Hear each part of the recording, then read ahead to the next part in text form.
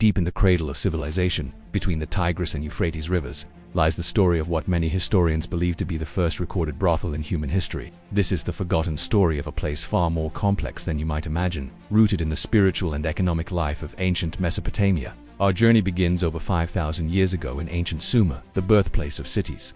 The metropolis of Uruk, with its towering temples and thousands of residents, was a brand new world. As society became more structured, sex was no longer just a personal matter, it became institutional. The earliest references to organized sexual services don't come from back alleys, but from temples. Yes, you heard that right. The first brothels began as religious institutions, linked to the temple of Inanna, the goddess of love, fertility, and war. Within its sacred walls were women known by titles like Nadru or Kadistu who performed ritualized sexual practices. These weren't ordinary sex workers. They were part of a complex system of religious offerings and social duties. But things started to change.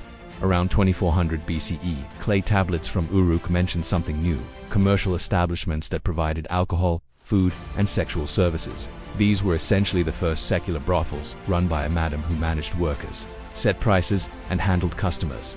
Archaeologists have found entire districts filled with taverns that doubled as brothels, blurring the line between hospitality and sex work.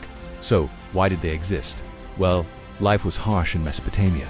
Marriage was expensive and many people couldn't afford it. Brothels became part of the social fabric, offering companionship and escape. They generated income for the city and, surprisingly, even offered a degree of protection and independence for the women who worked their rarity in the ancient world. These places weren't hidden away in shame. They were lively hubs where music was played, stories were exchanged, and everyone from kings to farmers passed through. Even the famous Epic of Gilgamesh features a woman named Shamhat who uses sexuality to bring the wild man Enkidu into civilization. To the ancient Mesopotamians, sex wasn't inherently sinful, it was sacred, healing, and essential to life. As civilization spread, the concept of the brothel traveled with it. The world's first brothel wasn't just a business. It was a fusion of spirituality, economics, and raw human desire. It shows us that for our earliest ancestors, sexuality wasn't something to be hidden, it was something to be written, it was something to be ritualized, regulated, and woven into the very heart of their society. Thanks for watching, and don't forget to subscribe for more hidden histories.